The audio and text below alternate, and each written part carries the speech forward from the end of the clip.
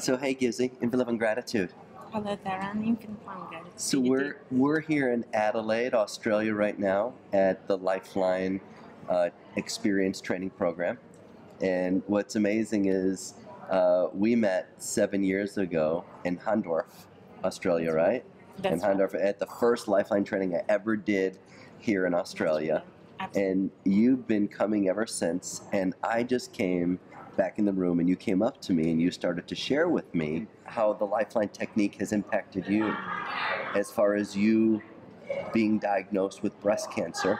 Yes. And you going through a journey of breast cancer and cancer being a part of your family history. Yes. Would you mind sharing your experience as far as what you went through and Yes. what that impact has been and how the Lifeline impacted you with that?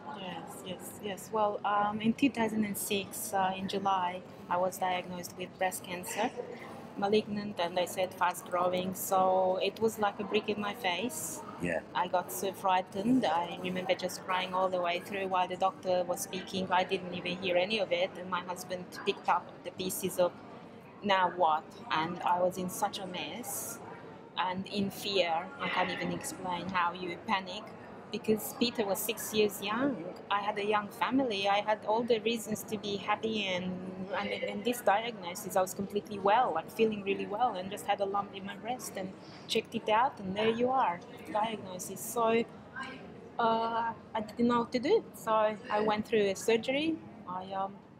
Mastectomy on my right side, followed by 6 months of chemotherapy.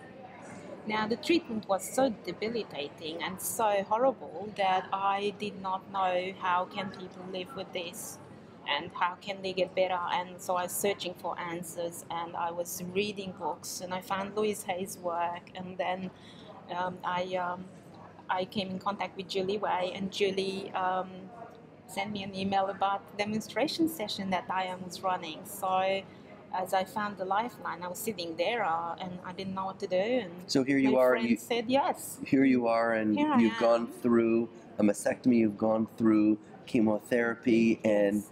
you're in a really tough place. Is that what I'm hearing? Yes, I And- was in a very tough place of panic attacks at night, insomnia, depression. Going to my doctor, I said I want to get some counseling.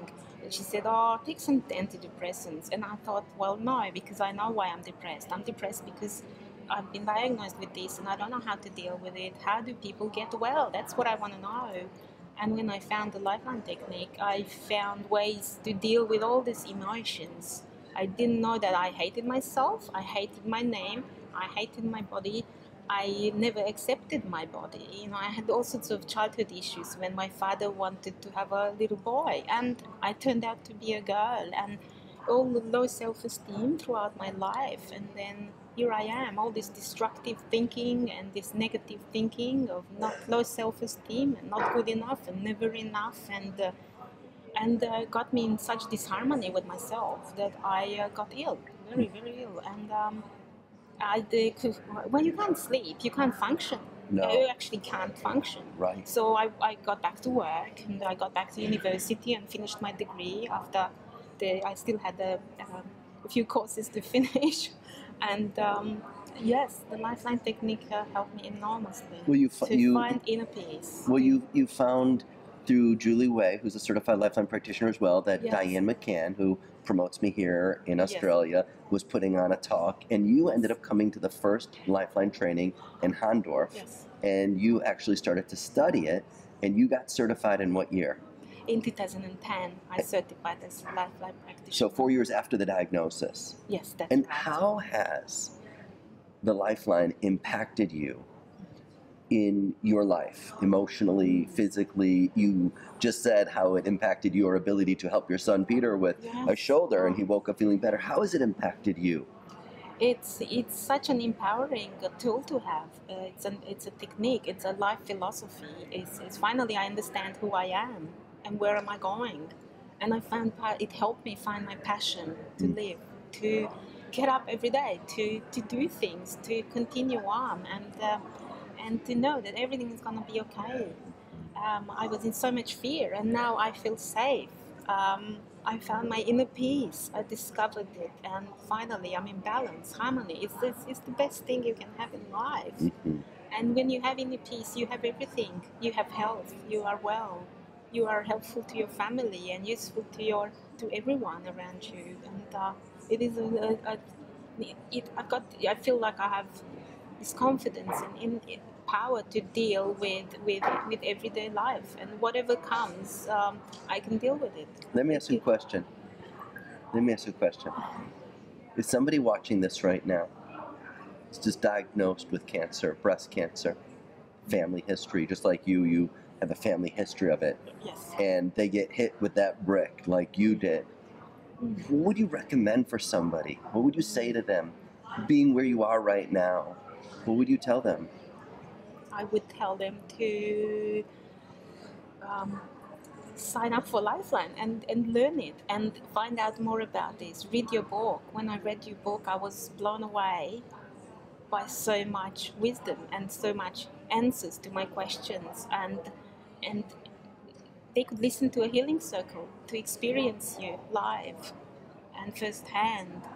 And just you're such an amazing teacher. I would definitely recommend to them, if they want to learn and find their inner peace, if they want to get well, it's so empowering. Learn the Lifeline technique, because it's an amazing tool. Well, that's so great.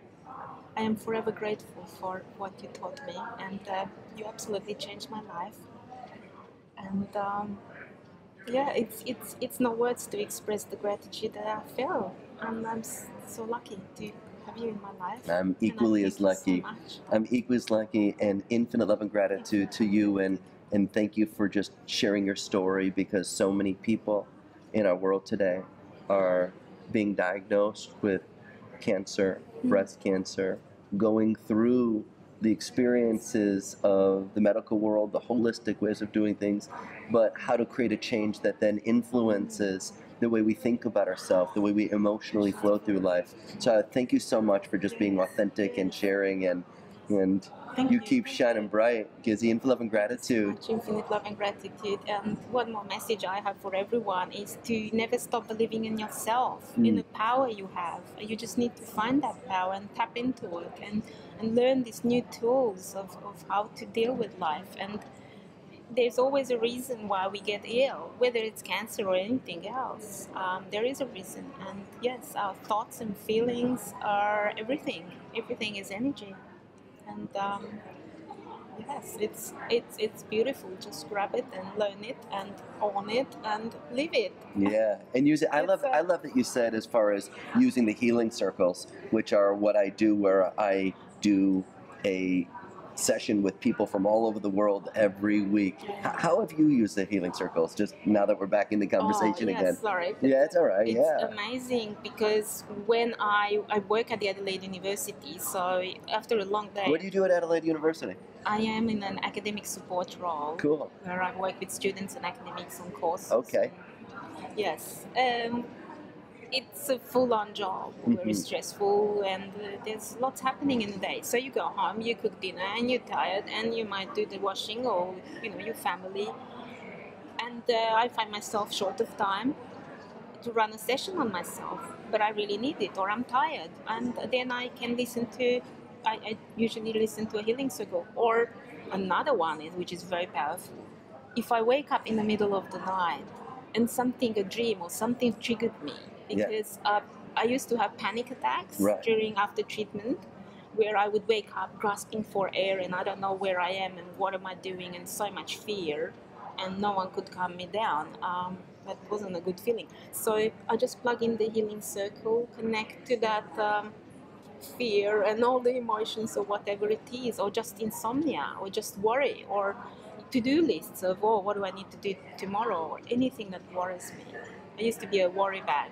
Yeah. And that comes, everything seems so big at night. So to me, to plug in a healing circle, and I always pick the right one. I have a nice collection of them, and I don't even know what I'm doing in the dark. You're on your iPod, and I just press tap it in, one, and you listen to it and follow along. Yeah, follow along, and it's just listen. And sometimes I fall asleep, and you see how the subconscious is so open. when you're asleep. So it doesn't matter if I fall asleep sometimes. Yeah. It Well. still helps, and I'm able to get back to sleep, and I've overcome insomnia, panic attacks. Goodness me, I mean, it's amazing. That's powerful. It's It is very amazing. powerful. Well, I'm so grateful and I'm so honored that the Lifeline has been able to make a positive impact for you, and as a result, you've been able to make a positive impact with your family, with your child, and with other people. It's so empowering. In love and gratitude. You know. Have a great rest of your day.